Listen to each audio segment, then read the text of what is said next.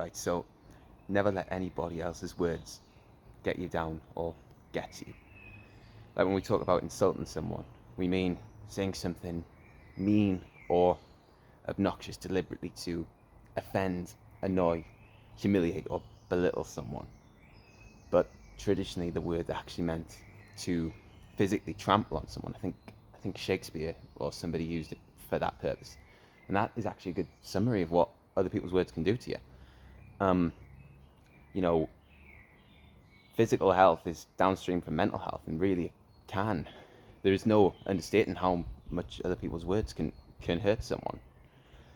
And say, I don't know, maybe like you're at school or at work, and a student or a co-worker has come in and said something to you didn't like in front of an audience. They've waited until they've got an audience, then they've humiliated you in front of said audience, and it's a really hard, like, uphill battle to overcome things that the people say.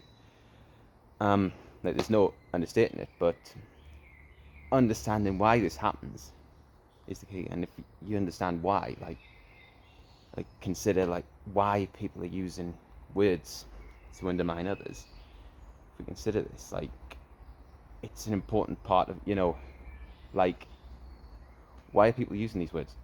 Do they really, if they're upsetting you in front of others, is it likely that they're really happy at all?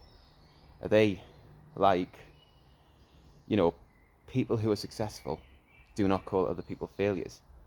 People who are attractive, like, don't call others ugly. And like, I personally know how hard that one can hit, because none of us like being, like, talked about negatively in relation to our appearance. And like, I remember I asked out some girl one time, and like, her put down was pretty brutal. She, like, said, why would any girl ever want to go near you? And you look like an unpleasant word beginning with P.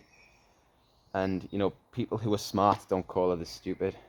People who have class don't call others common. I mean, common is such a stupid word because it doesn't really mean anything.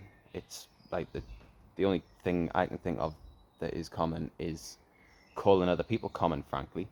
And people who are wealthy do not call others poor. They look. What I'm saying is, like, 99.9% of the time, somebody's insults or negative comments about somebody, not a reflection on their intended target, but a reflection on the person saying that stuff. It happens because they're deeply unhappy inside. They want to use you as a punching bag for that. That's why, if we realize this stuff, it's so important, because it stops them winning. It takes away their power. It puts you back in control. And if you've already let people get to you because of stuff like this, then it's just like, as I certainly have, and it's an important part of healing, I think. Because, look, realize that people who are happy don't want others to be unhappy. You know, um, this is something, like, I'm only now realizing. I'm nearly 25, and you know, I genuinely thought, like other people might be right in their criticisms of me. Stuff they said once they had an audience to humiliate me. It caused me so much self-doubt.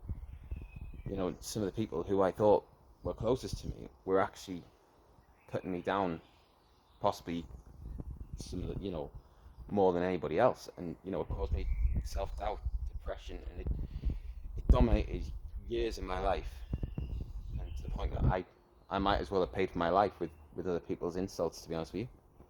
But I learned this the hard way. I don't want anybody else to learn it the hard way.